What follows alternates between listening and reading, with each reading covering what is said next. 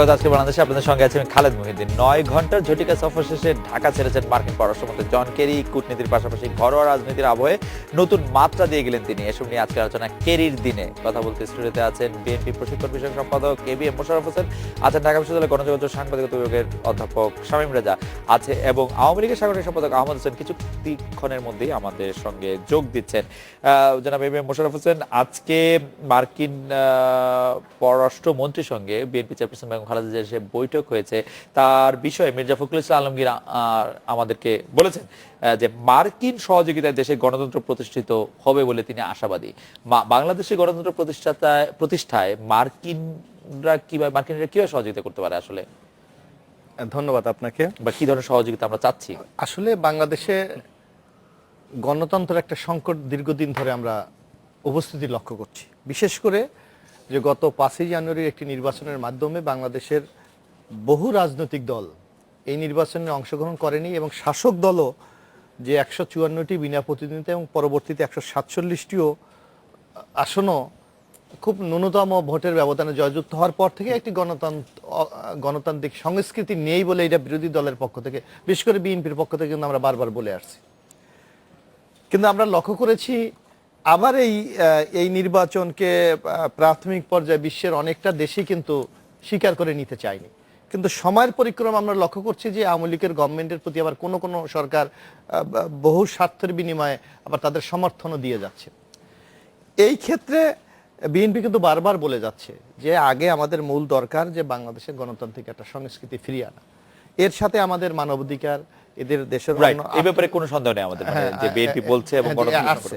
তো সুতরাং আমরা মনে করি যে বিশ্বের আজকে আসলে তো এটা বিএনপির স্পেসিফিক কি কারণে বলেছে এটা যেমন বিশ্লেষণ করা কঠিন, কিন্তু আমরা যেটা মনে করি যে বিশ্বের অন্যতম একটি গণতান্ত্রিক রাষ্ট্র মার্কিন যুক্তরাষ্ট্র, যেখানে গণতন্ত্র চর্চাটা অব্যাহত আছে। না, কিন্তু সেখানে গণতন্ত্র চর্চা অব্যাহত আছে, কিন্তু পৃথিবীর অন্যান্য দেশে যে গণতন্ত্র এনে দেওয়ার চেষ্টা মার্কিন যুক্তরাষ্ট্র করেছে সেরকম কোনো চেষ্টাটাকে আশা করছে কিনা? না, এইটা না। বিএনপি যা চাচ্ছে, যদি একটা বৃহত্তর শক্তি যারা বর্তমান বিশ্বের মোড়ল হিসাবে একটা স্বীকৃত, তারা যদি বাংলাদেশের গণতন্ত্রের ক্ষেত্রে, এর আগেও আমরা লক্ষ্য করেছি যে বারবার কিন্তু আমেরিকা থেকে বলা হচ্ছে যে বাংলাদেশে একটি প্রতিনিধিত্বশীল নির্বাচনের মাধ্যমে একটা সরকার গঠিত হোক, সেই ক্ষেত্রে হয়তো এই সহযোগিতা চেয়েছে। এর অর্থ আমেরিকা যে করে দেবে এইটা বিশ্বাস করার কোনো কারণ নাই। সহযোগিতাটা কি করবে? সহযোগিতা গভর্নমেন্টের উপর প্রেসার, সেটা কিরকম যে আপনি জিএসপি বন্ধ করে দিব? না, এইটা না। জিএসপি বন্ধ তো এটা বাংলাদেশের জাতীয় স্বার্থক্ষুণ্ণ নয়, সেখানে তো একটা দলকে সরকার কিভাবে প্রেসার করবে? এটা জনমত তৈরি করার ক্ষেত্রে। আর এখন তো গ্লোবাল ওয়ার্ল্ড, যুক্তরাষ্ট্র জনমত তৈরি করতে সাহায্য করবে। এখন তো গ্লোবাল ওয়ার্ল্ড, এবং আপনি একটা জিনিস লক্ষ্য করছেন যে আমরা এখন সাউথ এশিয়া যে একটি প্রতিযোগিতা হচ্ছে, সাউথ এশিয়া যে একটি প্রতিযোগিতা হচ্ছে, এই ক্ষেত্রে বাংলাদেশের গণতন্ত্র রক্ষা করা কিন্তু আমার মনে হয় বিশ্ব, বিশেষ করে আমেরিকার জন্য একটি বড় মাথা ব্যথার কারণ। ইতিমধ্যে চীনের যে অর্থনৈতিক শক্তি এবং ভারতের যে বাংলাদেশের প্রতি একটি ব্যাপক প্রভাব, আমার মনে হয় এই দিকে লক্ষ্য রেখে আমেরিকার একটি সহযোগিতা চাওয়া হয়। প্রফেসর শামীম রেজা, আপনি কি মনে করছেন যে কি সহযোগিতা আসলে চাইছে বিএনপি, কি সহযোগিতা আশা করছে গণতন্ত্র প্রতিষ্ঠায়? মার্কিন যুক্তরাষ্ট্র আমাদের কি সহযোগিতা করতে পারে আসলে? না, আমাদের গণতন্ত্র প্রতিষ্ঠায় মার্কিন যুক্তরাষ্ট্রের এই মুহূর্তে ওরকম একদম হাতে ধরে সহযোগিতা তেমন কোনো জায়গা দেখি না। কারণ নির্বাচনে যেটার কথা উনি বললেন, সেই নির্বাচনে অংশগ্রহণের আগেও তো মার্কিন কূটনীতিকরা, ইউরোপিয়ান কূটনীতিকরা বলেছিলেন। প্রফেসর শামীম রেজা, আপনি মির্জা ফখরুল ইসলাম আলমগীর, আমি আপনার জন্য আবার একটু কোট করি যে মির্জা ফখরুল ইসলাম আলমগীর বলছেন তারা আশাবাদী, আমরাও আশাবাদী মার্কিন সহযোগিতার মাধ্যমে বাংলাদেশের অর্থনৈতিক উন্নয়ন হবে, একই সঙ্গে এখানে গণতন্ত্র প্রতিষ্ঠিত হবে। না, দেখুন, কোন প্রতিষ্ঠা হবে মানে কথাটা আছে না, প্রতিষ্ঠিত হবে আমি পড়ছি, উনি প্রতিষ্ঠিত হবেই বলছেন। একটা বিষয় হচ্ছে যে বাংলাদেশের অর্থনীতি বা অর্থনৈতিক প্রবৃদ্ধি এখন পুরোটাই মার্কিন যুক্তরাষ্ট্রের উপর নির্ভরশীল না। একটা অংশ আছে, নিঃসন্দেহে আমাদের তৈরি পোশাক সহ অন্যান্য ব্যাপারে আমাদের একটা স্বার্থ আছে সেখানে, কিন্তু আমাদের এখন অর্থনৈতিক বহুমুখী, অবশ্যই সেটা মার্কিন যুক্তরাষ্ট্র ভিত্তিক না পুরোপুরি। তো সেই যুক্তিও খুব একটা টেকে না। আর যে কথা উনি বলছেন যে গণতন্ত্রের প্রতিষ্ঠায় মার্কিন যুক্তরাষ্ট্র কি করবে, এখন যদি আপনি খুব ভালো উদাহরণ না দিয়ে বলি, আফগানিস্তানে গণতন্ত্র প্রতিষ্ঠা করেছে মার্কিন যুক্তরাষ্ট্র, ইরাকে ইন্টারভেনশনের প্রতিষ্ঠা করতে পেরেছে, সিরিয়াতে ডেমোক্রাটাইজেশন করতে পারছে দলগুলোর মধ্যে, লিবিয়াতে করতে পেরেছে, কোন জায়গায় পারেনি। কিন্তু এগুলো তো কনফ্লিক্টিং জোনের আমি বিভিন্ন জায়গার উদাহরণ দিলাম। এর বাইরে আমি যদি এখন উল্টা ভাবে বলি যে পাশের দেশ ভারত তো একটা গণতান্ত্রিক রাষ্ট্র, তো সেও তো উদীয়মান শক্তি, তো তাহলে আমি বলবো যে ভারত তাহলে আমার গণতন্ত্র প্রতিষ্ঠায় গুরুত্বপূর্ণ ভূমিকা পালন করবে, তার বেশি কাছাকাছি আছে।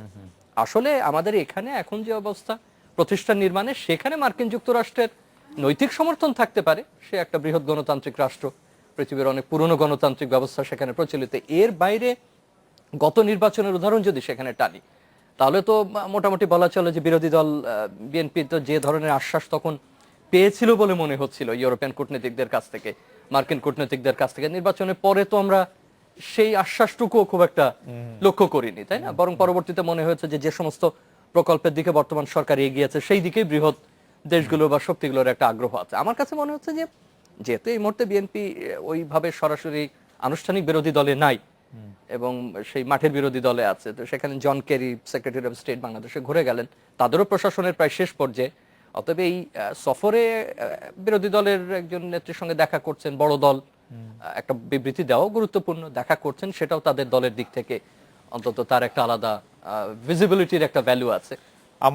আমাদের সাথে আওয়ামী লীগের সাংগঠনিক সম্পাদক জনাব আহমেদ হোসেন চলে আসবেন কিছুক্ষণের মধ্যে। তার মধ্যে আমরা একটা বিরতি দিই। যখন বিরতির থেকে ফিরবো তখন জনাব এবি মোশাররফ হোসেন আপনার কাছে জানতে চাইবো যে জন কেরি যে বলে গেলেন এবং তার যে বঙ্গবন্ধুর যে কবর সেটাতে যাওয়া, সরি কবর না, বঙ্গবন্ধুর বাসভবনে যে যাওয়া এবং বলা যে বঙ্গবন্ধু কন্যার নেতৃত্বে দৃঢ় নেতৃত্বে বাংলাদেশ এগোচ্ছে, এই মন্তব্যে আপনারা আসলে খুশি কিনা যে বাংলাদেশ দৃঢ় নেতৃত্বে এগিয়ে যাচ্ছে, সেটি একটু আপনাদের কাছে শুনতে চাই। আমরা একটা বিরতি নিয়ে ফিরছি আপনাদের কাছে। দিলাম আজকের বাংলাদেশে আওয়ামী লীগের সাংগঠনিক সম্পাদক আহমেদ হোসেন আমাদের সাথে এসে যোগ দিয়েছেন, আপনাকে স্বাগত জানাচ্ছি। জন কেরির সফর নিয়ে আমরা কথা বলছিলাম।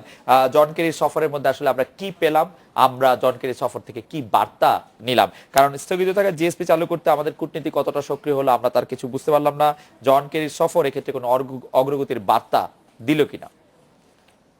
জন কেরির আগমনকে তো আমরা স্বাগত জানাই নিশ্চয়ই, এবং এটা খুব জন কেরির আগমনটা এমন একটা সময়ে বাংলাদেশে আসা, এটা খুব তাৎপর্যমণ্ডিত।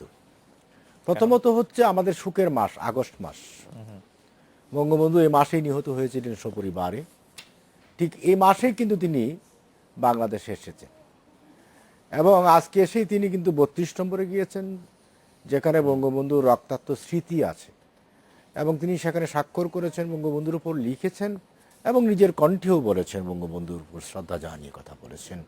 এই যে বঙ্গবন্ধুর সম্পর্কে তার শ্রদ্ধা, ভালোবাসা এবং বাংলাদেশের উন্নয়নের অগ্রগতিতে তার আশাবাদ, এইটাই তো একটা বার্তা এক। দ্বিতীয়ত হচ্ছে বাংলাদেশ এবং মার্কিন যুক্তরাষ্ট্রের সম্পর্কের ক্ষেত্রেও একটা নতুন মাত্রা যুক্ত হতে যাচ্ছে। আপনাকে এজেন্ডায় ভিত্তিক কথা বলতে হবে, বাংলাদেশকে বেছে নিলেন কেন? এই উপমহাদেশে তো আরো দেশ ছিল, ভারতে যাচ্ছেন, ভারতে যাচ্ছেন, প্রথম বাংলাদেশে আসছেন।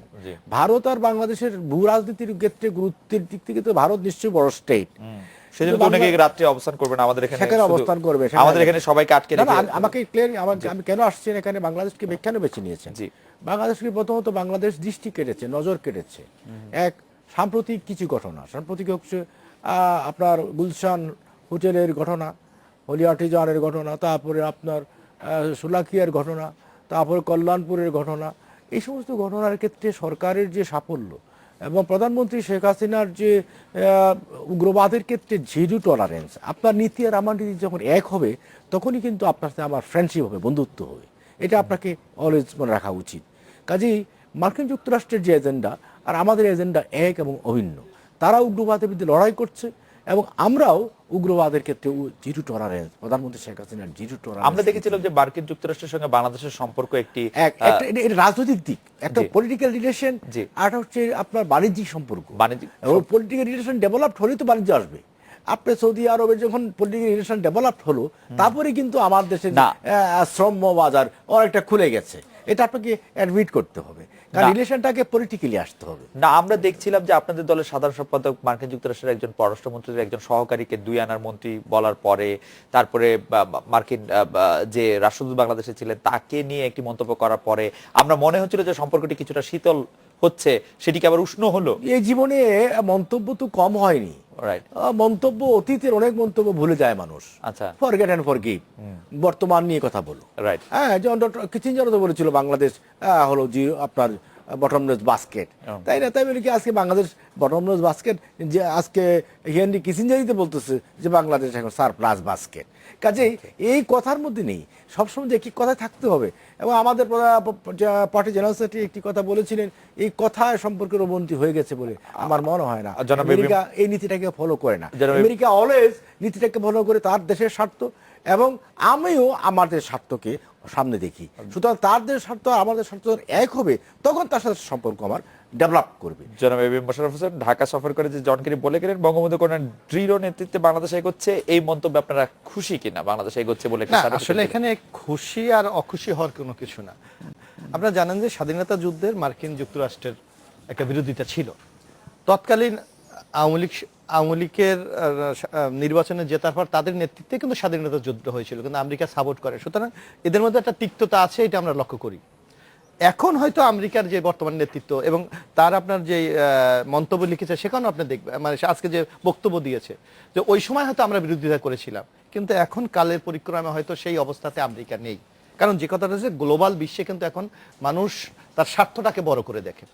এবং একটা জিনিস আপনি লক্ষ্য করবেন যে সাউথ এশিয়ায় এখন প্রভাবটা কে বেশি বিস্তার করবে, বিশেষ করে ভারত মহাসাগরে কাদের আধিপত্যটা থাকবে। এখন চীন যেভাবে ভারত মহাসাগরে আধিপত্যটা বিস্তার করছে, চীন থেকে শুরু করে আপনার পাকিস্তান, ইরান পর্যন্ত, এখানে তাদের কিন্তু একটা মিত্র দরকার। সেক্ষেত্রে ভারত সবসময় কিন্তু রাশিয়া বলকে ছিল, এখন কিন্তু আপনি দেখবেন যে বাণিজ্যের ক্ষেত্রে ভারতের অনেক কাছাকাছি আমেরিকা চলে এসেছে।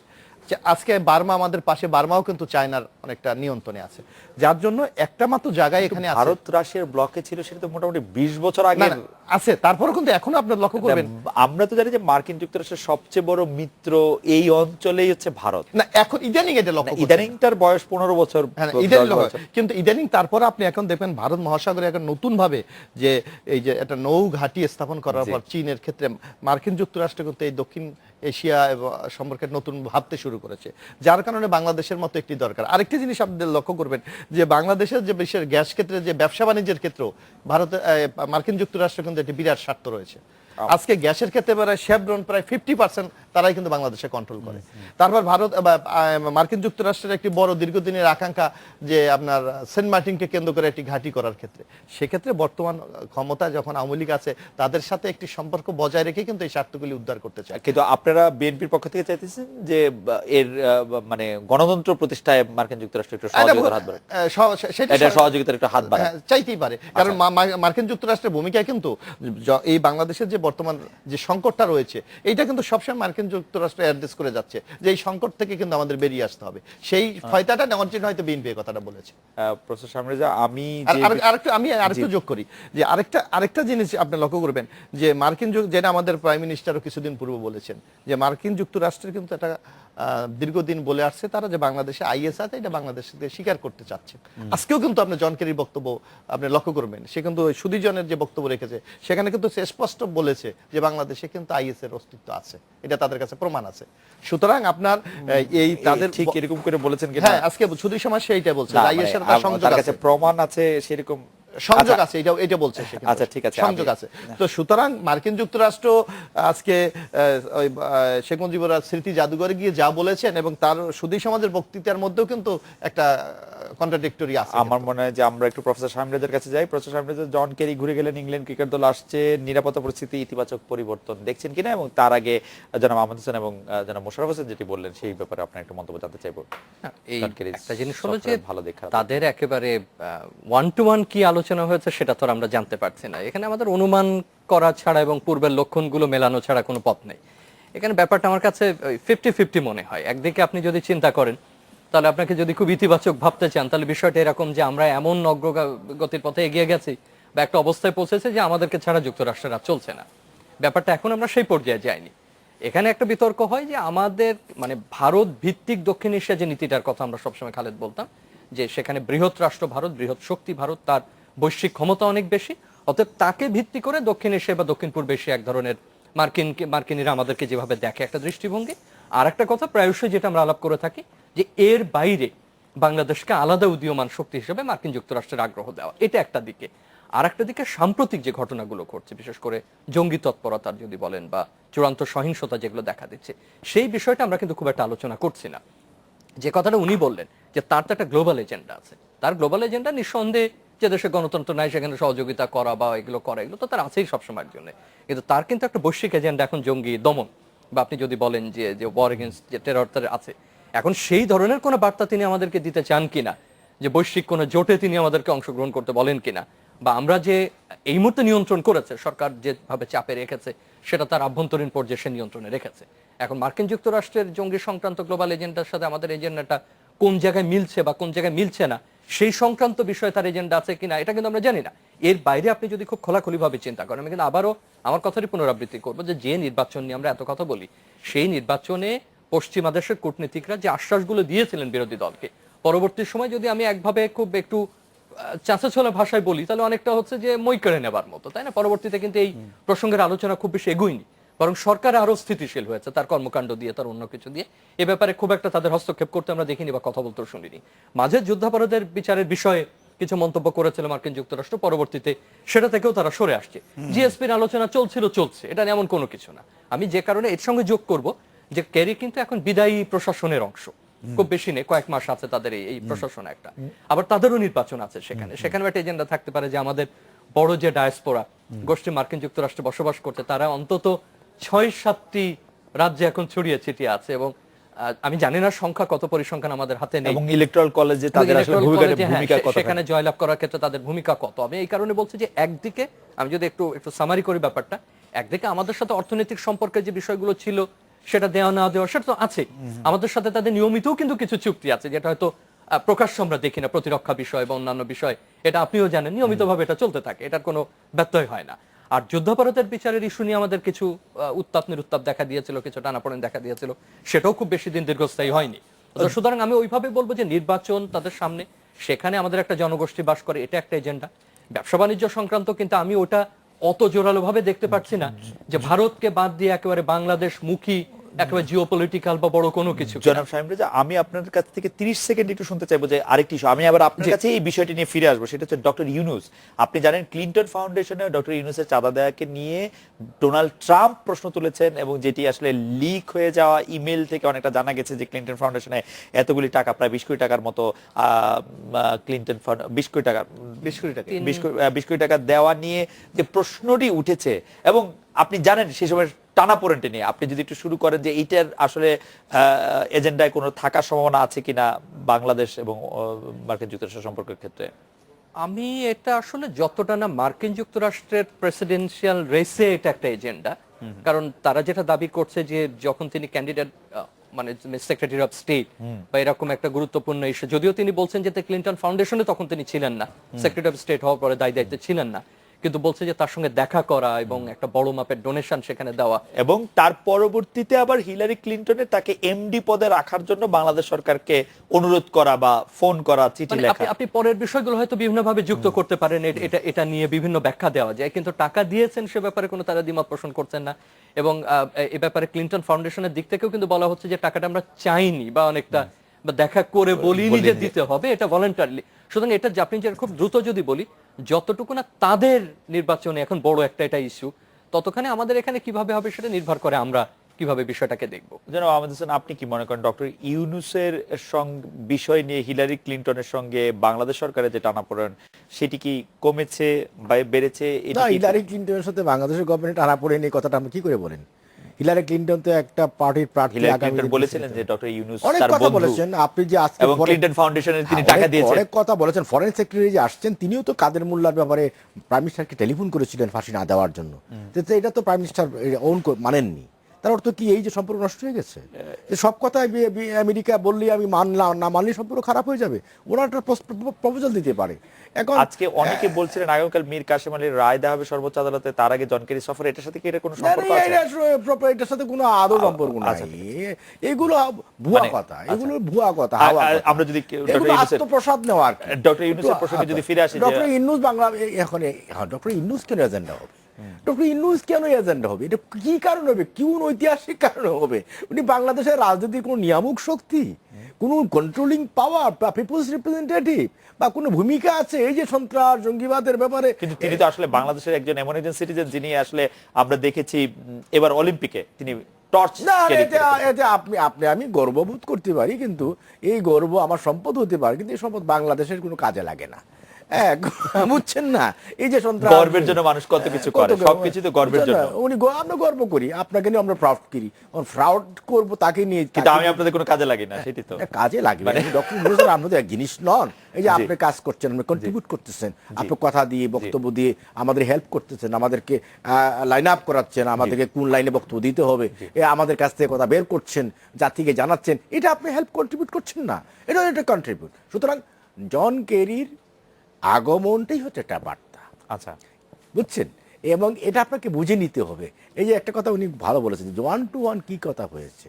এবং আমরা দেখেছি জন কেরি যখন বসেছে প্রধানমন্ত্রীর সাথে, তখন দুজন বসে কথা বলছেন, ওটা তো জানা যাবে, ওটা তো আমি ফিরাম না, কিন্তু আমাকে বুঝে নিতে হবে জন কেরি যখন এসেছেন নিঃসন্দেহে একটা ইতিবাচক বার্তা নিয়ে এসেছেন। সেই ইতিবাচক বার্তাটাতে এখন কেউ আপনার যখন নরেন্দ্র মোদী ক্ষমতায় আসলেন, তখন বিএনপির যে ভাইরা এখানে আছেন তারা তখন খুব আত্মপ্রসাদে খুব মশগুল ছিলেন, এই বুঝি আমরা ক্ষমতায় চলে আসলাম, এই বুঝি ক্ষমতায় চলে আসলাম, কিন্তু তাতে কিন্তু লাভ হয়নি। আমাদের সময় আমরা একটা বিরতি নিচ্ছি, বিরতির পর ফিরে এসে যখন মোশাররফ ভাইয়ের কাছে ফিরবো তখন একটা অন্য প্রসঙ্গে নিয়ে আসছি। রামপাল বিদ্যুৎ কেন্দ্র বিরোধী আন্দোলনে আপনাদের আগ্রহের বিষয়টি নাকচ করে দিয়েছে তেল গ্যাস রক্ষা জাতীয় কমিটি জনকটি। তাদের পক্ষ থেকে বলা হয়েছে তাদের আন্দোলনে আপনাদের সঙ্গে রাজি নন তারা। কিভাবে দেখছেন এই অবস্থান? অ্যাপারেন্টলি বিএনপি কে আসলে কেউই কোনো আন্দোলনে একসঙ্গে নিতে চায় না, এরকমটি মনে হচ্ছে। আওয়ামী লীগ নিতে চায় না, জাতীয় পার্টি নিতে চায় না, এখন তেল গ্যাস বিদ্যুৎ বন্দর রক্ষা কমিটিরও নিতে চায় না, এরকম একটি ইয়ে দেখা যাচ্ছে। আপনারা উপযোজক আগ্রহ প্রকাশ করলাম। আমরা বিরতি নিচ্ছি, মোশাররফ ভাই ফিরছি তার পরপরই। ফিরে এলাম আজকের বাংলাদেশে। জনাব এবিএম মোশাররফ হোসেন, আপনার কাছে জানতে চাইছিলাম যে রামপাল বিদ্যুৎ বিরোধী আন্দোলনে আজকে আপনাদের সঙ্গে নেয়ার কথা নাকচ করে দিয়েছে তেল গ্যাস বিদ্যুৎ বন্দর কমিটি, এইটিকে আপনারা কিভাবে দেখছেন? আসলে বিএনপি কি তাদের সাথে যেতে চেয়েছিল? এই ধরনের প্রস্তাবও কিন্তু বিএনপি দেয়নি। বিএনপি যে কাজটি করেছে, যে বাম দলের পক্ষ থেকে রামপাল বিদ্যুৎ কেন্দ্র নিয়ে যে দাবি দেওয়া উত্থাপন করেছিল, সেখানে তারা নৈতিকভাবে একটি সমর্থন দিয়েছে। বাম দল বলছে নৈতিক সমর্থন তারা চায় না। আন্দোলনের নেবে না এটা বলছে, নৈতিক সমর্থন চায় না এটা বলে। নিতে চায় না কেন? না, এইটা হতে পারে এক একটা দলের এক একটা নিজস্ব আন্দোলনের স্টাইল আছে, নিজস্ব মতবাদ আছে, নিজস্ব ধ্যান ধারণা আছে, সেই ক্ষেত্রে হয়তো তারা কেন এই কথা বলেছে আমি জানি না। কিন্তু আপনাকে একটা জিনিস চিন্তা করতে হবে, বিএনপি বাংলাদেশের একটা বৃহত্তর রাজনৈতিক দলের একটি, এবং রামপাল বিদ্যুৎ কেন্দ্র বাংলাদেশে কি পরিমাণ আর্থসামাজিক জীবনের উপর প্রভাব বিস্তার করে, বিএনপির নেত্রী বেগম খালেদা জিয়া কিন্তু প্রেস কনফারেন্সের মাধ্যমে এটা জাতির সামনে তুলে ধরেছে। আজকে তাদের এই বিএনপির বক্তব্য এবং বাম দলের বক্তব্য অনেকটা কিন্তু একই সুরে হচ্ছে। এই ক্ষেত্রে হয়তো বাম দল চিন্তা করছে যে বিএনপিকে সাথে নিলে বিএনপির উপর যে অত্যাচার নির্যাতন সারা বাংলাদেশে শুরু হয়েছে, আমার মনে হচ্ছে যে এই অত্যাচার নির্যাতন কিন্তু থেকে বাম দলও কিন্তু বাদ যায়নি। হয়তো তারা ভেবেছে যে এখন যতটুকু তারা আন্দোলন সংগ্রাম করতে পারছে, বিএনপিকে সাথে নিলে হয়তো মাঠে এইটাও থাকতে পারবে না। আচ্ছা, এইটি আপনার কাছে মনে হচ্ছে? প্রফেসর শামীম রেজাও কি মনে করেন যে এই কারণে আসলে বাম দল? আমার মনে হয় তাই। আমার যেটা মনে হয় যে এমনি নাগরিক আন্দোলনগুলো যখন একটা দলীয় ভিত্তি পায়, সেটার আবার অর্থ অন্যরকম হয়ে দাঁড়ায়। আর যেটা বিএনপির পক্ষ থেকে যে বিবৃতিগুলো এই সম্পর্কে দেওয়া হচ্ছে, তার আবার অনেকগুলো মিল রয়েছে এর আগে তেল গ্যাস রক্ষা করে কমিটিতে যে আর্গুমেন্টস গুলো দিচ্ছিল, অনেক ক্ষেত্রে ভোকাবুলারি গুলো প্রায় একরকম, ভাষাও একরকম। তো এমন হতে পারে, আমি ধারণা করছি যে তারা হয়তো বা ওই জোটে থাকতে চান না, বা তারা হয়তো মনে করেন যে নাগরিক জোটের না, তারা তাদের মতো থাকবেন। মানে বিএনপিকে, এটা সত্যি কথা, কেউ কাউকে নেওয়া না নেওয়ার প্রসঙ্গ বলছে না, বিএনপিও বলেনি যে আমাদেরকে নিতে হবে, বা এরাও বলছে না তাদের নিতে হবে। তবে এটা নির্ভর করে যারা এই প্রচার অভিযান চালাচ্ছেন তারা কিভাবে এটার কৌশল নির্ধারণ করবেন। জনাব আহমেদ হোসেন, রামপাল নিয়ে প্রধানমন্ত্রী একটি সংবাদ সম্মেলন করেছিলেন শনিবার। তো সেই সংবাদ সম্মেলনে সাংবাদিকরা প্রশ্নোত্তর পর্বে তেমন কোনো প্রশ্ন করেনি নাই, এবং কেউ সরাসরি সমর্থনই জানিয়েছেন। যে 6-7 জন সবাই সমর্থন জানিয়েছেন, সবাই সমর্থনই জানিয়েছেন, একজন দুই একটু প্রশ্ন হয়তো করেছেন, সেটা আবার প্রায়, এবং আমেরিকা প্রায় প্রশ্ন বলতে চাই। এই ব্যাপারে কিন্তু সচিব কিন্তু আগে কিন্তু ক্যাবিনেট সেক্রেটারি বলেই দিয়েছিলেন যে রামপাল বিদ্যুৎ কেন্দ্রের এই বিষয়ের বাইরে কোনো কোশ্চেন করে, এই বিষয়ে বাইরে প্রশ্ন হবে না, সে ঠিক আছে। কিন্তু সবাই যেটি সমর্থন জানালো, সেই সমর্থন দিয়ে আপনারা আসলে কি বার্তা নিলেন সাংবাদিকদের সমর্থনের মধ্যে? আমার 3টি সাজেশন আছে। একটি সাজেশন হচ্ছে আমাদের মনে কোনো প্রশ্ন নেই, 2 হচ্ছে আমরা প্রশ্ন করতে ভয় পাই, 3 হচ্ছে যে আমরা প্রশ্ন করা না করা দিয়ে আসলে কিছু যায় আসে না। আরেকটা যোগ করেন না, কারণ ওখানে ওই সাংবাদিক আমরা যতটুকু দেখেছি যে সকল সাংবাদিকতার সকল লেভেলের যে প্রতিনিধিত্ব কিন্তু ওখানে ছিল না। আমরা দেখেছি একটা নির্দিষ্ট শ্রেণীর লোকজনই ওখানে প্রবেশের অনুমতি পেয়েছে, সেটা হতে পারে। জনাব আহমদ হোসেন, আপনি এই বক্তব্যকে এটা- কিভাবে বলবেন যে খুবই সিলেক্টেড সাংবাদিকদের এটা ওনার বক্তব্যটাকে আমি এখন ডিফার করছি না, এই বক্তব্যটাকে সমর্থন করছি না। এটা ওনার মতো করে উনি দেখেছেন, তাই না? উনি যখন বলবেন ওনার লাইনেই বলবেন। জি।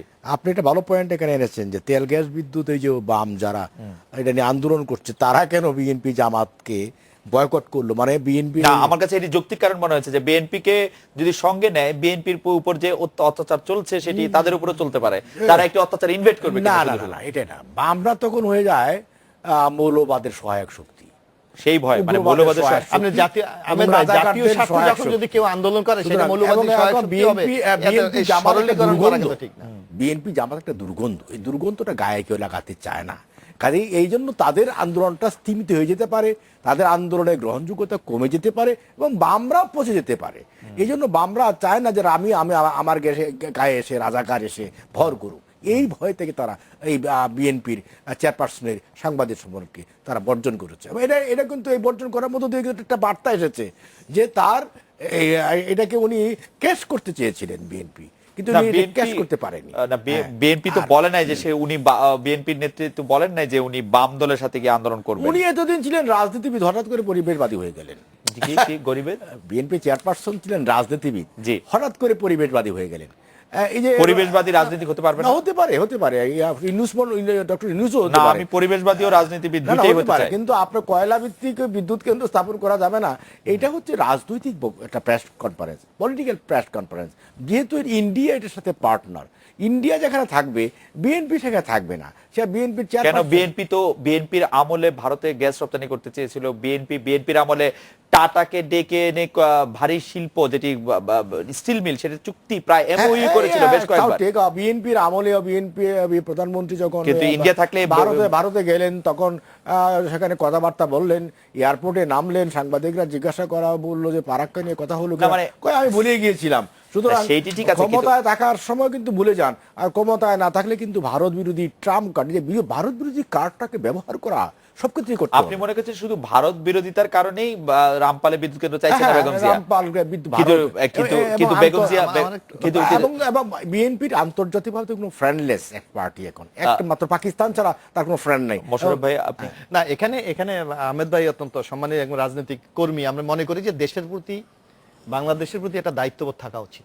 এখানে রামপাল বিদ্যুৎ কেন্দ্র ব্যাপারে কিন্তু বিএনপির পক্ষ থেকে করা যাবে না এটা কিন্তু বলা হয়নি। বলা হয়েছে যে বাংলাদেশের সুন্দরবন একটা, এটাকে কিন্তু আপনি তৈরি করতে পারবেন না। এই রামপাল বিদ্যুৎ কেন্দ্র নিয়ে সুন্দরবনের যে ক্ষতিটা হবে, উনি বলেছে বাংলাদেশের এর চেয়ে যেখানে কম ক্ষতি হয় সেই জায়গায় স্থানান্তরিত করে কিন্তু রামপাল বিদ্যুৎ কেন্দ্র করার জন্য। মোশাররফ ভাই, আপনি কি প্রধানমন্ত্রী প্রেস কনফারেন্সে দেখেছিলেন? হ্যাঁ, আমি ফুল দেখেছি। বেগম জিয়া অবশ্য পরে বলেছেন যে তার কোন কোন কথার জবাব মানে দেয়া হয়নি, কিন্তু আমি কিন্তু প্রেস কনফারেন্সে দেখে আমার কাছে মনে হচ্ছে যে বেগম জিয়ার উত্থাপিত প্রায় সবকটি না, বিষয়। আমি বলি, আমি নিজে শুনেছি। আপনাকে একটা কথা বলি, আপনাদের সাংবাদিকেরও একজন সাংবাদিক এই প্রশ্নটি করেছিল। আপনি ওখানে বলা হয়েছে যে 15% বাংলাদেশের অংশগ্রহণ থাকবে, 15% ইন্ডিয়ার সরকারের অংশগ্রহণ থাকবে, 70% এক্সিম ব্যাংক লোন দেবে, কিন্তু আপনার গ্রান্টার হতে হবে বাংলাদেশকে। খালেদা জি এই প্রশ্ন উত্থাপন করেছেন, মাননীয় প্রধানমন্ত্রীকে তো এটা জবাব দেন দিয়েছেন। হ্যাঁ। তিনি বলেছেন অজ্ঞতাবশত কেউ এটাকে অন্যভাবে ব্যাখ্যা করার চেষ্টা করছেন। তিনি বলেছেন গ্যারান্টার হওয়া মানে তো বিনিয়োগ করা নয়, কোনো কারণে যদি কোম্পানি ব্যর্থ হয় তখন ক্ষতিপূরণের প্রশ্ন আসবে। না, এটা হলো আমার দেশে, মানে না আমার দেশে আপনি কখনো ব্যবসা করলে আপনাকে তো যদি আপনি বিনিয়োগ না করলে আপনার সহযোগী আপনার গ্যারান্টার তো হতে হবে। কিন্তু আমার ব্যবসা 50% 50 কেন হবে? আমি 15% ইনভেস্ট করে আমি কেন 50% ব্যবসা দেব? কারণ আপনি ফিউচার্সের মালিকানা তো। কারা? ফিউচার্সের মালিকানা তো। কিন্তু আমি কি লাইবিলিটি 70% এর আমি লাইবিলিটি দেব? আপনি 70% এর লাইবিলিটি নিচ্ছেন না তো, লাইবেল তারাই। আমি গ্যারান্টার। আমি তো গ্যারান্টার। আপনি 1 টাকা ধার না নিয়েও গ্যারান্টার হতে পারে না, আমি কেন গ্যারান্টার হব? যদি আপনার একটা বিজনেস ইন্টারেস্ট থাকে, কারণ এই বিদ্যুৎ আপনি কিনছেন মোশাররফ ভাই, এটা যে কোনো বিজনেসে যেটা আপনি চিন্তা করে দেখেন। কিন্তু আপনি এখানে কেনার ক্ষেত্রে কিন্তু আপনি একটু এখানে ব্যাপারে এই প্রশ্নের জবাব কিন্তু মাননীয় প্রধানমন্ত্রী দেননি। এখানে আমাদের পার ইউনিট 8 টাকা 85 পয়সা করে দাম নির্ধারণ করা হয়েছে। প্রধানমন্ত্রী প্রশ্ন দেয়া হয়েছে, প্রধানমন্ত্রী দিয়েছেন। প্রধানমন্ত্রী বলেছেন 8 টাকা 85 মানে 8.85 টাকা করে, মানে 8 টাকা 85 পয়সা নির্ধারণ করা হয়েছে। যে বেগম জিয়া যে বক্তব্য দিয়েছেন তার সম্পূর্ণ অসত্য কথন। তিনি বলেছেন এই কেন্দ্র থেকে উৎপাদিত বিদ্যুতের দাম নির্ধারিত হবে কয়লার দামের উপর ভিত্তি করে। মানে এটা এখনো ডিসাইডেড হয় না। আপনি উত্তরটাকে মিথ্যা বলেন, আপনি কেন বলছেন উত্তর দেন নাই। কারা? বেগম না, না, জিয়াও বলেছেন না, না, উত্তর না, দেন নাই। না, না, আমি কিন্তু বলি, তিনি উত্তর না, না, দিয়েছেন, না, আপনি বলেন না, না, শেখ হাসিনা না, মিথ্যা উত্তর দিয়েছেন। আমি সেম বলি, জি। সেম আপনি পায়রা যেই বিদ্যুৎ প্লান্ট হচ্ছে সেখানে 3 টাকা কত পয়সা আছে, এখানে কেন 8 টাকা হবে? পায়রা বিদ্যুৎ কোথায়, মানে আমাদের আমদানিকৃত কয়লা আর নিজস্ব কয়লা দিয়ে বিদ্যুৎ কেন্দ্রের ক্ষেত্রে দামের হ্যাঁ, মধ্যে কিন্তু ডিফারেন্স এখানে হবে। যে বোঝাটা যাচ্ছে জি। যে আমাদের এখানে আপনার যতটুকু আমরা বুঝতে পারছি যে কয়লাটা ইন্ডিয়া থেকে আসবে, কারণ না, সুন্দর- ইন্ডিয়া থেকে আসবে। হ্যাঁ, ইন্ডিয়া ইন্ডিয়ার থেকে কয়লা আসবে। হলো বিশ্বের সবচেয়ে নিম্নমানের না, কয়লা। আপনি তো সেখানে সেই কয়লার দাম এটা হতে পারে না। আপনি কয়লা তো আপনি তুলতে দেন না। ফুলবাড়িতে আহমেদ ভাই বাধা দিয়ে কেন রাখছে, ফুলবাড়ি কয়লা দিয়ে দেন তো না। হচ্ছে কোথায় ফুলবাড়ি কয়লাতে 250 সেটা বড় প্রক্রিয়া, সেটা বড় প্রক্রিয়া, সেটা বড় প্রক্রিয়া। হ্যাঁ। এবং সেইটা ওপেন পিট না, সেটা হচ্ছে যে ডিপ শেফট মাইনিং, সেটা 125x2 দুইটা ইউনিটে বিদ্যুৎ কেন্দ্রের হ্যাঁ, জন্য সেটা 250 মেগাওয়াট। হ্যাঁ 125x2 দুইটাতে করা হচ্ছে। হ্যাঁ। কিন্তু সেইটা তো আপনি তো কয়লা তুলতে দেন না, আপনি বিদেশ না, থেকে কয়লা এবং তুলতে- সেই কয়লার মান এবং বাংলাদেশের আমাদের যে এই কয়লার মান বিশ্বের মধ্যে অত্যন্ত ভালো কয়লার মধ্যে অন্যতম একটা। না, না, তা তো বটেই, সে ভালো কয়লা তো আপনি তুলতে দিচ্ছেন না। আপনি ভালো পয়েন্ট উঠিয়েছেন। না, আমি ভালো পয়েন্ট না, তুলি, আপনি কিন্তু আমি- জানেন, কিন্তু আমি এই পয়েন্টটাও তুলতে আপনি চাই যে সাংবাদিকও আপনি না। আপনি আপনি এত বিরোধিতা সত্ত্বেও আপনি রামপালাইটি করতে যাচ্ছেন, আমাদের নিজস্ব কয়লা যেটি ফুলবাড়িতে রয়েছে সেটি আপনি করবেন না কেন? না, আপনি- এদিকে কি আপনি একটা ভালো পয়েন্ট, আপনি শুধু সাংবাদিক আর একজন ভালো ব্যবসায়ীও, আপনি ব্যবসা ভালো বুঝেন। না, না, ব্যবসা ভালো বুঝি, কারণ এটা আপনার পক্ষে গিয়েছে, আমরা এটা না, বিরোধী না, না, নিয়ে আমার পক্ষে ফিরছি না, না, আপনার কাছে। আপনি কোনো কোম্পানি ফিরে এলাম আজকের বাংলাদেশে প্রফেসর শামীম রেজার কাছে, জানতে চাইবো যে আমরা যারা যখন কুইক রেন্টাল বিদ্যুৎ কেন্দ্রের সময়, যে আপনার কাছে আসবো, যে বিদ্যুৎ কেন্দ্রের সময় যারা একসময় সমালোচনা করেছেন, তারা জ্বালানি ও বিদ্যুৎ খাতে দীর্ঘমেয়াদী পরিকল্পনার ঘাটতির বিষয়টি সামনে এনেছিলেন। দীর্ঘমেয়াদী পরিকল্পনা করতে হলে আমাদের কয়লা দিয়ে বিদ্যুৎ করতে হবে। আজকে আমরা তেলগ্যাস বিদ্যুৎ কেন্দ্র কেন্দ্র তাদের কাছ থেকে শুনলাম যে তারা আসলে কয়লা বিদ্যুৎ কেন্দ্র হতেই দিতে চান। আপনি বিষয়টি কিভাবে দেখতে চান? না, খালেদা, কারণ আমি- কোনো না কোনো পরিবেশে ক্ষতি আমি- হবে। আমি আমি আমি কোনোভাবেই সায়েন্টিফিক এই ডিসকাশন আনতে পারবো না। এটা বৃহৎ ব্যাপার, আমার সেই দক্ষতা বা সেই ইয়েও নাই, পেশাদারিত্ব নাই। কিন্তু আমি যেটুকু বুঝি যে কোনো উন্নয়ন পরিকল্পনার তো একটা ক্ষতিকর দিক থাকেই। আপনি তো একটা কিছুর বিনিময়ে এটা করছেন, এবং সেক্ষেত্রে আপনি আপনার প্রফিটের বিষয়টা দেখেন যে ওই ক্ষতির বিনিময়ে আপনি কি পরিমাণ দীর্ঘমেয়াদী লাভবান হবেন। সেটা সামাজিক অগ্রগতিও হতে পারে, অর্থনৈতিক উন্নয়নও সেটা হতে পারে। এখন যে কনসার্নটা হচ্ছে সেটা পরিবেশকে রেখে তার সর্বনিম্ন ক্ষতি করে আমরা কিভাবে এগোবো, এই জায়গাটায় যদি আমরা স্থির হই, আমার মনে হয় যে একেবারে সামগ্রিকভাবে একটা সিদ্ধান্ত আমাদের এই বিষয়গুলোতে নিতে হবে। এখন আপনি কি পদ্ধতিতে উত্তোলন করবেন, একেবারে পুরো উন্মুক্ত পদ্ধতিতে করবেন নাকি সে বদ্ধ পদ্ধতিতে করবেন, যেটা নিয়ে খালেদা আপনিও মনে আছে যখন সাংবাদিক ছিলেন, রিপোর্ট করেছেন এই বিষয়টা নিয়ে।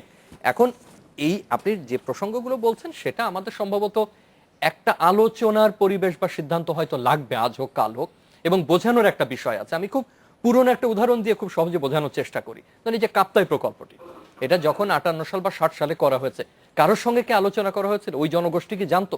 যারা ওখান থেকে উচ্ছেদ হয়েছে, যখন পানি ভরে গেছে পুরো জায়গাটা, আমরা যেগুলো পড়েছি জেনেছি, এবং সেটা দীর্ঘমেয়াদে একটা রাজনৈতিক সংকটের রূপ নিয়েছে। এর বড় কারণ হচ্ছে তারা ওই উপরের দু একজন এলিটের সঙ্গে আলাপ করেছেন, হয়তো রাজাদের সঙ্গে আলাপ করেছেন, তাদের প্রতিনিধিদের সঙ্গে আলাপ করেছেন। ওই যে মানুষগুলো, তাদের সঙ্গে সেখানে আলাপ হয় না। তারা একটা গুরুত্বপূর্ণ স্টেক হোল্ডার। এখন এই কয়লা কি পদ্ধতিতে তুলবো, কিভাবে ব্যবহার করব, সুন্দরবনের পাশে করলে কতটুকু ক্ষতি হবে বা লাভ হবে, আমি মনে করি যে স্থানীয় স্টেক হোল্ডারদের সঙ্গে আলাপের প্রয়োজন রয়েছে। কিন্তু আপনাকে তো প্রাকৃতিক সম্পদ ব্যবহার করতে হবে। কিন্তু প্রফেসর সামনে যে আপনার কাছে কি মনে হয় যে স্থানীয় যারা স্টেক হোল্ডার আছেন তারা মতামত দেওয়ার ক্ষেত্রে বেশিরভাগ ক্ষেত্রে রাজনৈতিক দল দিয়ে প্রভাবিত মতামত দেন না? এটা একটা বড় চ্যালেঞ্জ। আপনি একটু আগে কিন্তু একটা কথা বলছেন যে প্রধানমন্ত্রী যে সংবাদ সম্মেলনে ডেকেছেন, দেখেন এখনকার পরিস্থিতিতে নিঃসন্দেহে একটা লাইভ প্রেস কনফারেন্স হচ্ছে। অবশ্যই সরকার প্রধান হয়তো চাইবেন যে তাকে এমন কোনো বিব্রতকর প্রশ্ন কেউ করুক, এমন লোক হয়তো সেখানে থাকবেন না। এটা তাদের নিজস্ব ব্যবস্থার ব্যাপার, কিভাবে কাদেরকে তারা ডাকবেন। কিন্তু একটা জিনিস আপনি লক্ষ্য করেছেন যে এই আলোচনায় আপনি যদি এক ধরনের অলিখিত কনসেনসাস তৈরি করেন, আমি আবারও বলছি এটা যে সরকার করে দিচ্ছে তা কিন্তু আমি একবারও বলছি না, যেটা গণমাধ্যম, সরকারি নীতি যে মতের প্রতিফলন, এবং যদি বলেন যে জনগণের একটা অংশ, এই কনসেনসাস যদি এইভাবে অলিখিতভাবে তৈরি হয় তাহলে কিন্তু আপনি আলোচনা করতে পারবেন না। আলোচনা সেখানে পরিবেশ তো তৈরি করতে হবে। সরকার যদি মনে করেন যে এখানে একেবারে সবচেয়ে কম ক্ষতি হবে, যেটা প্রধানমন্ত্রী বারবার বোঝানোর চেষ্টা করলেন, ঠিক আছে, আমরা তার উপর আস্থা রাখতে চাই, কিন্তু সে আস্থার জায়গাটা নিয়েও কিন্তু আলোচনা হলে যে ওই জায়গায় বিদ্যুৎ কেন্দ্র হবে না, বা একটু মানুষের মতামত নিলে ওখানে কিছু করা যাবে না। আপনি যেমন জানেন যে অনেক সময় গণশুনানি করে, আমি বলছি না যে একেবারে গণশুনানি করতে হবে, কিন্তু এই আলোচনাগুলো তো প্রয়োজন। আপনি আজকে একটা প্রকল্প নিয়ে যদি আমরা এই অবস্থা হই, তো এখনো তো আপনার হাজার হাজার কিলোওয়াট আপনার বিদ্যুৎ উৎপাদনের প্রয়োজন পড়বে, তখন আরো জায়গা আপনাকে নির্ধারণ করতে হবে। উন্নয়ন পরিকল্পনার জন্য বিপুল পরিমাণ আপনার জায়গা নিতে হচ্ছে। আপনি যদি পদ্মা ব্রিজের কথা বলেন, সেখানেও বিপুল পরিমাণে জায়গা আপনার নিতে হচ্ছে। কিন্তু দেখেন ওই জায়গাগুলোতে যে ধরনের একটা নেগোসিয়েশন হয়, একটা আলোচনা হয়, এক ধরনের পুনর্বাসনের ব্যবস্থা হয়, এখানে তো ব্যাপারটা তা না। সুতরাং আমার মূল কথাটা এইটা যে এক্ষেত্রে যদি আলোচনার পরিবেশের সুযোগ থাকে, এটার ক্ষেত্রে আমি আর বলছি না, কারণ এটা সরকার একটা অবস্থান নিয়েছেন এবং সেটা তারা কি করবেন সেটা তো মোটামুটি তারা স্পষ্ট করেছেন তাদের অবস্থান। কিন্তু এরকম প্রকল্প তো আমাদের আরো হবে, এবং সেক্ষেত্রে যে আলোচনা করলেই কিন্তু আমি আহমেদ হোসেন ভাইয়ের কাছে বলতে চাই যে আওয়ামী লীগ আসলে কোনো বিষয়ে কারোর সঙ্গে কোনো আলোচনা করতে চায় না। আওয়ামী লীগ সরকার এটি প্রমাণ করে দিয়েছে, তারা যে সিদ্ধান্ত যখন যেভাবে নিয়েছে তারা সেই সিদ্ধান্ত পালন করবে। একটি সিদ্ধান্ত আমরা দেখি না আওয়ামী লীগ তার সিদ্ধান্ত থেকে দূরে সরে এসেছে। ভালো খারাপ আমি আপনি কারেক্ট কথা বলেছেন, এই জন্য আপনাকে ধন্যবাদ। জি, যে আওয়ামী লীগ যে সিদ্ধান্তটা নেই ওই সিদ্ধান্ত থেকে উড্র করে না, রাইট, মানে আওয়ামী লীগই যথেষ্ট কোনো কিছু ভালো মন্দ বোঝার ব্যাপারে, আর কারো কোনো কিছু বোঝার নাই। যুদ্ধ অপরাধীদের বিচারের ক্ষেত্রে আলোচনা করতে গেলে তো একমত হওয়া যেত না, রাইট। সুতরাং যারা যুদ্ধ অপরাধীদের বিচারের ক্ষেত্রে, তত্ত্বাবধায়ক সরকার ব্যবস্থা বাতিলের ক্ষেত্রে, নির্বাচন ঢাকাকে দুই ভাগ করার ক্ষেত্রে, সব পার্টিরই একটা নিজস্ব এজেন্ডা আছে। জনসমর্থনও ছিল, আওয়ামী লীগের নিজস্ব এজেন্ডা আছে। আওয়ামী লীগ জনসমর্থন বা জনগণের মতামতটাকে আগে প্রাধান্য দেয়। সুতরাং আমি আমার পার্টি, আমি আমার গভর্নমেন্ট, আমার নেতা শেখ হাসিনা, তিনি ডিসিশন নেবেন। এবং এই যে আজকে গ্যাস যেটা হচ্ছে আপনার যেটা বললেন যে বিদ্যুৎ কেন্দ্র যেটা হচ্ছে সুন্দরবন এফেক্টেড হয়ে যাবে, এই সমস্ত কথাবার্তা বলা হচ্ছে।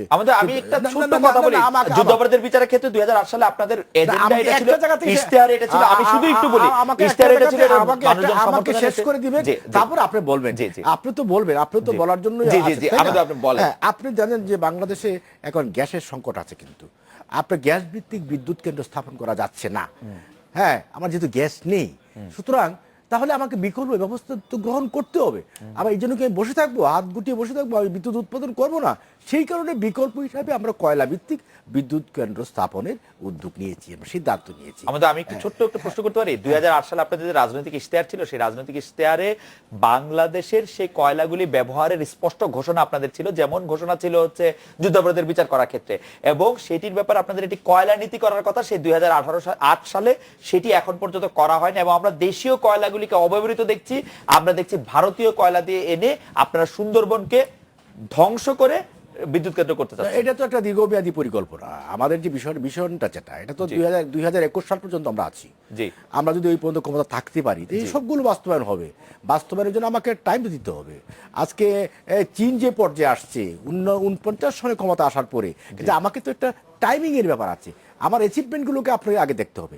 আমাকে এই পর্যন্ত আমার এই গভর্নমেন্টকে, প্রধানমন্ত্রী শেখ হাসিনার গভর্নমেন্ট চ্যালেঞ্জিং যত জব করেছে। আপনি যে বলছেন যে কারোর সাথে আলোচনা করেন না, আপনি বলেন যুদ্ধ অপরাধীদের বিচারের ক্ষেত্রে আলোচনা করেন। আমাদের সাথে আলোচনা করেছেন তো, আপনারা ইশতেহার দিয়েছেন, আমরা আপনাদের ভোট দিয়েছি, আপনারা ক্ষমতা এসেছেন 2008 সালে, এটা করেছেন। আমাদের সাথে আলোচনা করেছেন। তারপর পদ্মা সেতু চ্যালেঞ্জিং কাজ, এবং পদ্মা সেতু করতে আপনারা ব্যর্থ হয়েছেন, ওয়ার্ল্ড ব্যাংকের ঋণ নিয়ে তারপর নিজেরা করেছেন, আমরা সমর্থন আমরা চ্যালেঞ্জিং কাজ, চ্যালেঞ্জিং না। পদ্মা সেতু করতে তো চ্যালেঞ্জ না, আমরা মালয়েশিয়াতে ঘর ঝাড়ু দিয়ে টাকা পাঠিয়েছি আপনাদের কাছে। চ্যালেঞ্জিং কিন্তু যারা বিরোধিতা করেছেন, যারা কনস্পিরেসি করেছেন যাতে ওই টাকাটা বাতিল হয়ে যায়, বা আপনার ওয়ার্ল্ড ব্যাংকের টাকা বাতিল হয়ে যায়, লোন বাতিল হয়ে যায়, হ্যাঁ তারাই করেছেন। যারা আরামে আছেন, যাদের কাজ হচ্ছে শুধু বিরোধিতা করা, অনলি বিরোধিতা করা, তারা সব ক্ষেত্রে বিরোধিতা করা, এবং যারা বিরোধিতা করেছে তারা ফেল করেছে। এবং আজকে বিএনপি চেয়ারপারসন যে ভাই আছেন এখানে, তারা ব্যর্থ হতে হতে সর্বশেষ আসছে এখন সুন্দরবন নিয়ে। সুন্দরবনের সৌন্দর্য হানি হয়ে যাচ্ছে। মানে সুন্দরবন থেকে তো 14 কিলোমিটার দূরে বিদ্যুৎ কেন্দ্র হচ্ছে, এটা এফেক্ট হবে কিভাবে? এই গভর্নমেন্ট কি সুন্দরবন ধ্বংস করতে চাচ্ছে? আমি আসলে এই বিষয় নিয়ে আসলে বিস্তারিত আলাপ করা যেতে পারে, কিন্তু আমাদের সময় একেবারে সংক্ষিপ্ত। মোশাররফ ভাই, আমরা শেষ মিনিট আহমেদ ভাই যে কথা বলেছে, একটা কথা কিন্তু আজকে উনি স্বীকার করে নিয়েছে, যে আওয়ামী লীগ জনগণ কি চায় এটা ধারে না, নিজেরা তাদের ক্ষমতা থাকার জন্য যা প্রয়োজন সেটা তাদের দরকার। সেইটাই বলে ঠিক না, এটা বলেছে কিন্তু কারণটা আপনি কি, আপনি যে কথাটা বলেছেন যে আজকে বাংলাদেশের 76% লোক তত্ত্বাবধায়ক সরকার চায়, আওয়ামী লীগ মানে নাই। 76% লোক তো তত সরকার চায় নাকি? হ্যাঁ চায়। এটা কিছুদিন আগে মানে সেটা কিভাবে সম্ভব সেই জরিপ করা? প্রথম আলো জরিপ করেছে। প্রথম আলোর জরিপ তো প্রথম আলোর পাঠকদের ক্ষেত্রে, তো প্রথম আলোর পাঠকরা সবসময় এন্টি এসোসিয়েশন থাকবে না। আপনি জরিপ করেছে, আপনি তো একটা মানদণ্ড তো আপনাকে নির্ধারণ করতে হবে। আজকে বাংলাদেশের এই জরিপ দিয়ে বোঝা গেলে তো ভোটের দরকার নেই। প্রথম আলো তো জরিপ করে দেখিয়েছে যে বিএনপির জামাতের প্রসঙ্গ ছাড়া উচিত, সঙ্গ ছাড়া উচিত। তাদের জরিপের ফলাফল প্রকাশ হয়েছে বেশ কয়েকবার। আপনারা তো সেটিকে জনমত মনে করেন না? বিএনপির সাথে জামাতের আগের মতো সেই সম্পর্ক কি এখন আছে? আগে কিরকম সম্পর্ক ছিল, এখন কিরকম সম্পর্ক? আমরা যা বলেছি, আমরা তো একটা স্পষ্ট ভাষা বলেছি যে বিএনপির সাথে জামাতের সম্পর্ক হলো শুধু ইলেকশন। যে দলটি নির্বাচন করতে পারবে না সেই দলটির সাথে আপনি শুধু নির্বাচন ভিত্তিক সম্পর্ক, এইটা কে বিশ্বাস করবে? আপনি ব্যান করে দেন, আমি ব্যান করতে দরকার নাই, দলটি নির্বাচন করতে পারবেন, আপনারা না, বলছেন না, নির্বাচন ভিত্তিক আজকে সম্পর্ক। আমলিক এটা রাজনৈতিক খেলা খেলাবার জন্য আজকে জামাতকে এবং আমরা তো আপনারা বলেছি, সেটি বুঝছেন না, সেই খেলার শিকার না, হচ্ছেন। জামাতকে আপনারা ব্যান এতই করে মাসুম। দিক। না, জামাতকে ব্যান করে দিক। সুতরাং আজকে আমলিক যে কথাটি বলেছে জি। যে সুন্দরবনে আজকে বাংলাদেশের সকল মানুষ বলছে, বাংলাদেশের বিশেষজ্ঞরা বলছে, পরিবেশবিদরা বলছে, গত কালকে আপনার পত্রিকা দেখছেন যে 177টা বিশ্বের সংগঠন ইন্ডিয়াকে অনুরোধ করেছে অর্থ আচ্ছা, না দেওয়ার জন্য। আমার মনে হয় যে অনেক কথাই আসলে রামপাল নিয়ে বলা আছে। হ্যাঁ, বলা হয়। জনাব- আজকে গভর্নমেন্ট সবকিছু শুধু একমাত্র ভারতকে খুশি করার জন্য করতে ভারত চেষ্টা ওইখানে করে। করলে খুশি, ভারতের মানে আদমজিতে করলে ভারতের অসুবিধা কি, বা অন্য যে কোনো জায়গায় করলে অসুবিধা কি? হ্যাঁ, ওইটা সুন্দরবন। আপনার নিশ্চয়ই মনে আছে বাঁশখালীতে 6 জন লোক মারা গেছে হ্যাঁ। কয়লা ভিত্তিক বিদ্যুৎ কেন্দ্রের ক্ষেত্রে। ফুলবাড়িতে বিদ্যুৎ কেন্দ্র হতে পারে না, মাতার বাড়িতে হচ্ছে বিদ্যুৎ কেন্দ্র, মুন্সিগঞ্জে না, এভাবে এই- হচ্ছে, শুধু সুন্দরবনে হচ্ছে, এটা এরকম না। না, আজকে সুন্দরবন তো বেশি একটা, আপনি তো সুন্দরবন তো তৈরি করতে পারবেন না। জনাব মোশাররফ হোসেন, আপনাকে অনেক ধন্যবাদ দিচ্ছি। প্রফেসর শামীম রাজা, জনাব আহমেদ হোসেন, আপনাকে অনেক ধন্যবাদ দিচ্ছি। আজকে বাংলাদেশে দেখা হচ্ছে আগামীকাল এই সময়। শুভরাত্রি।